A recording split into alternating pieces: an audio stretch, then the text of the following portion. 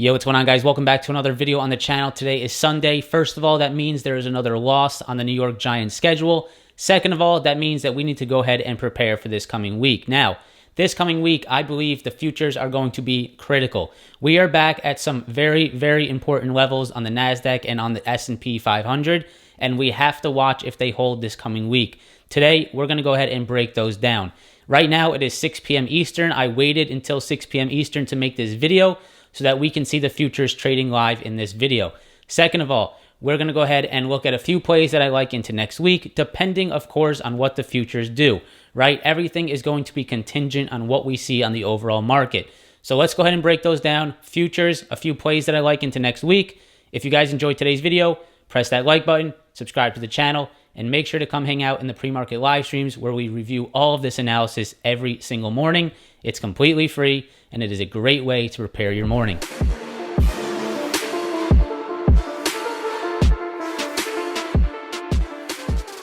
All right, guys, so if you come to my channel, you know I don't like to overhype things. I like to be a realist. I like to look at the charts, and I like to make decisions based off what I'm seeing. I don't like to try to predict what's going to happen in the future.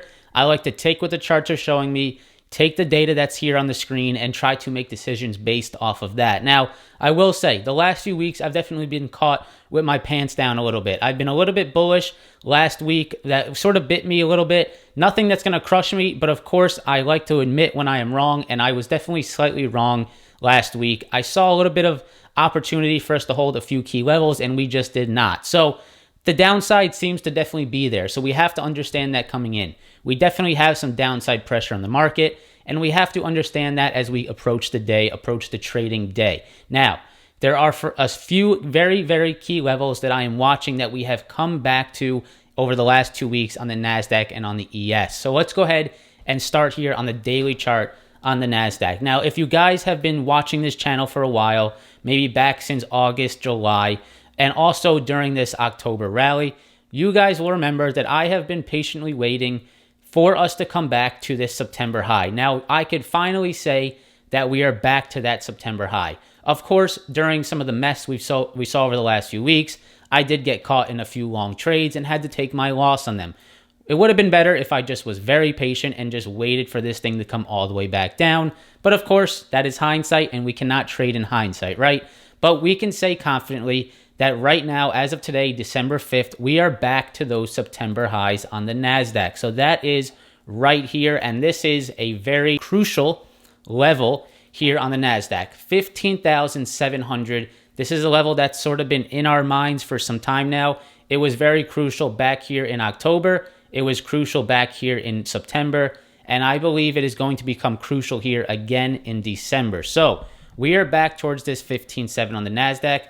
There's two reasons why I believe this is important. Number one, like I stated, guys, it is this September high right here that you guys can see on your charts. So we're back to those September highs. You guys can see that here on your screen right here, September highs. This is right here at 15.7. And not only that, we are back at the 50 SMA on the daily chart. So right there, that yellow line that you guys can see has caught up to 15.7 on the NASDAQ.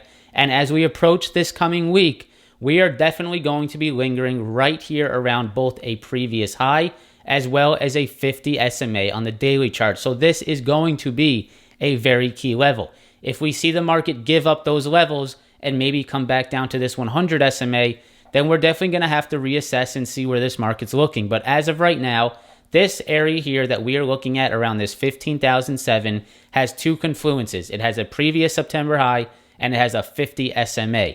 Now, if we go to the weekly chart, we are going to be looking at the 20 SMA on the weekly chart. This is the next level that we definitely want to go ahead and see hold. What you guys can see from all the way back until, let's say, the first test of back in October of last year, we have held the 20 SMA on the weekly chart. For almost a year and 2 months, the NASDAQ market has continued to bounce off the 20 SMA on the weekly chart, right?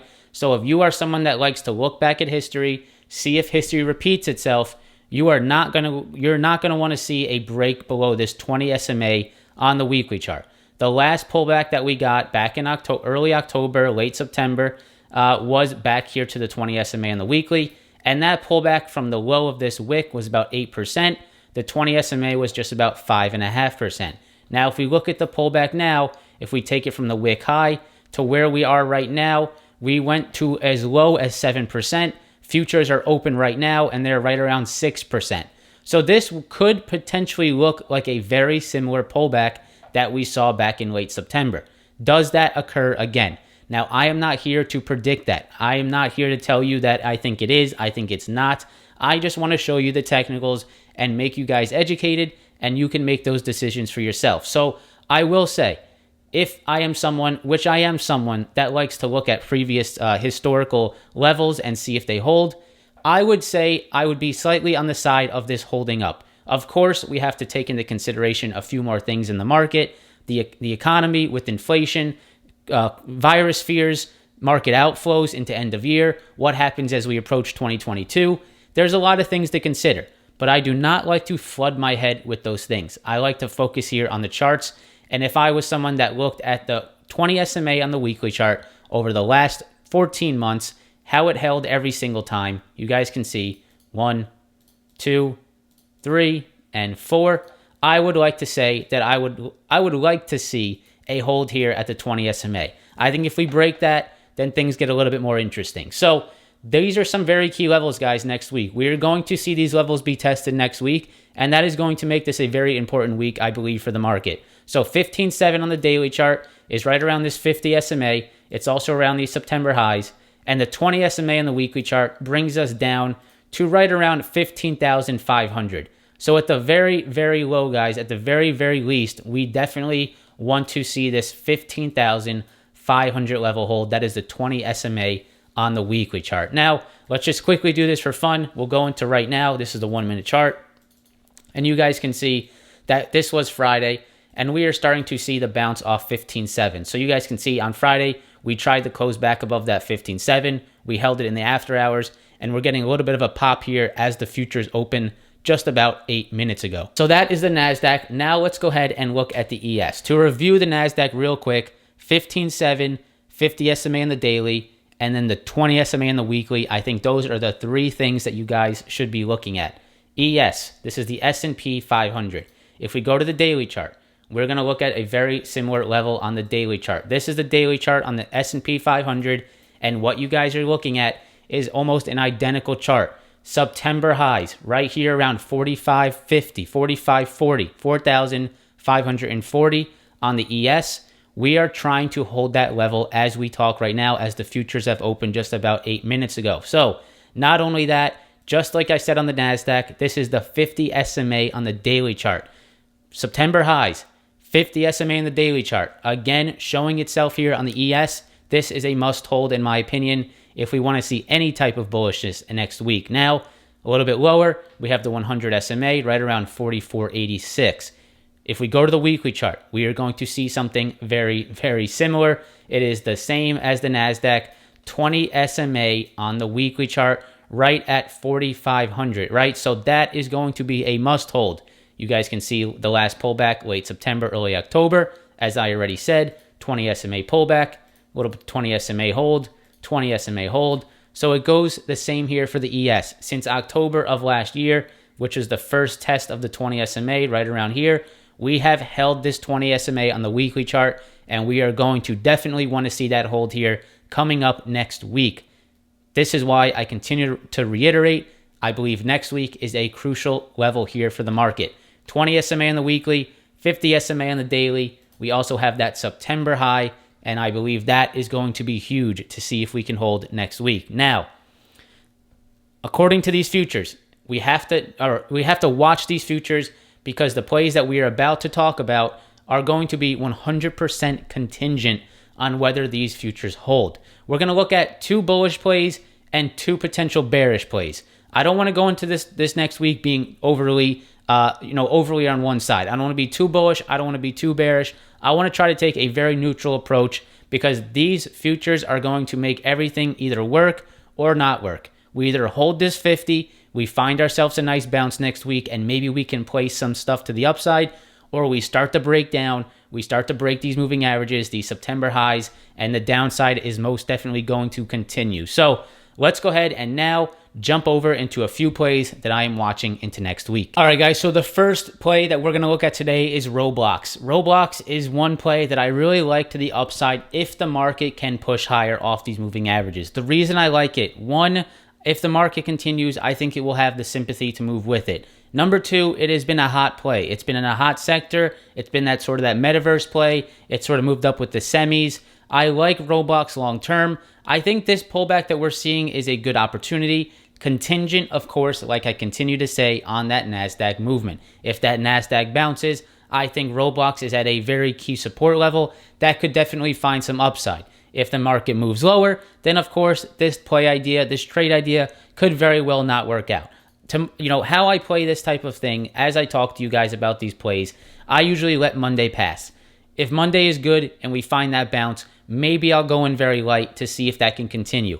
Usually, I want to see Monday play out. I want to see if that strong bullish movement comes in. If Monday is strong into Tuesday, then maybe we get a little bit of that midweek sort of move higher. If Monday's a complete, S show, can't say the S word here, but if Monday is a complete terrible day and we get that breakdown on the NASDAQ, then of course, I'm going to have to nullify any of these bullish plays that I am going ahead and looking at. So, first of all here on your day or on your 4-hour chart is Roblox. So you guys can see we got a nice push higher on Roblox and we broke out of this very key 110 level. Now, when we broke out of this 110 level, we had a previous resistance here and a previous resistance here. When we broke that level, we had a very nice surge higher. Now, as you guys know, over the last 2 weeks, the market has been a little bit lackluster, and that is the same thing for Roblox, sort of pulling back here, but really not losing anything crazy. From the very peak high to where we are now, right around a 20% pullback, which is a great buying opportunity in most cases if the market can cooperate. Now, what I like about this more than anything is that 110 level. So you guys can see this 110 level, we are back at it, and this could very well be a very nice support level for Roblox. If we start to heat up again, maybe we have a little bit of a flag here on our hands. If we can hold this 110, just like we had at previous resistance in the past, then I am definitely looking to see if Roblox can push back into this downtrend. If it can start to break higher, let's say that somehow the market finds that support, finds those legs next week off that 50 SMA, then maybe Roblox is providing a pretty decent opportunity here right off 110. So that is something that I am definitely watching here on the 4-hour chart. If the market moves higher, Roblox is definitely going to be one that I am watching next week after this 20% pullback, after this nice hold at 110. And if you are someone that likes Fibonacci's, I'm going to go ahead and pull out the fibs for you, and we can see how much this Fibonacci retracement is, and you can see it is right there at that 50% retracement on the fibs. So if you like Fibonacci's, if you use them, Roblox is currently at a 50% retracement, which is sort of confluenced with that 110 level. So I am definitely interested in this 110 level here on Roblox as we approach next week. So that's number one. The second one that is similar in a similar sector is going to be NVIDIA. Now, why do I bring up NVIDIA? Here's the biggest reason that I am watching NVIDIA next week, and it is the gap fill that we went ahead and did on Friday. So NVIDIA had a gap up here right off earnings, right? We had that earnings gap up. And sometimes, not all the time, stocks like to have those earnings, those gaps filled off of earnings. So we either have a gap down and we fill the gap to the upside, or we have the gap up and we eventually fill that gap to the downside. So what you guys are seeing here on Friday, we filled that gap and we actually found support off of it intraday, which is proving to me that there is some support in that level. So we had that gap start here right around this 304.50 level. You guys can see it right here on your screen, right around this 304.50. We have pulled back to that level. Now, of course, like I continue to say, contingent on what the overall market does. If it does move higher off that 50 SMA, specifically the NASDAQ in this scenario, as NVIDIA is a tech stock, I like NVIDIA to potentially bounce off this gap fill. So if we go to the 5-minute chart, I'll go ahead and show you guys. Look what happened when we pulled back to that gap fill. Look at the price action that presented itself on Friday. A very choppy consolidation. This is showing to me that there is definitely some buyers in this area, and it is definitely holding it up in some extent. Now, of course, like I'm going to continue to say on this video, it's going to get tiring to keep hearing it. Contingent on what the overall market does, this could be a potential play to the upside if the market holds up. I like it because if the NASDAQ is strong, there's going to be a lot of reasons for people to try to dip buy this NVIDIA dip, which is right around, if we ignore that wick, right around a 10% pullback. Gap fill, buyers are definitely showing themselves at this level. So let's go ahead and keep an eye on this as we approach next week. Those are my top 2 bullish ideas as we approach next week. The first bearish one, if the market does start to slip, I think there is more downside to be had on Square. Square has been getting crushed. Watching the price action intraday, it is very, very ugly. So Square recently, just 2 days ago, broke under this huge support level at around 193. You guys can see we had previous support in this level on the daily chart, and we definitely cracked below that support. If we go to the weekly chart, we are going to be looking at a very similar thing. You can see in the weekly chart, previous support at 193, and we definitely cracked below that support. So for instance, if the NASDAQ breaks down next week, it's a very ugly week. I don't see why there would be any type of support here on Square after breaking this key level. Square from these March lows is up about 714%. That is virus lows back in March of 2020. Is there potential for more downside here on Square if the market is weak? I definitely believe so. The one thing that I'm watching out for is the 100 SMA on the weekly. You guys can see that we started to hold that last week.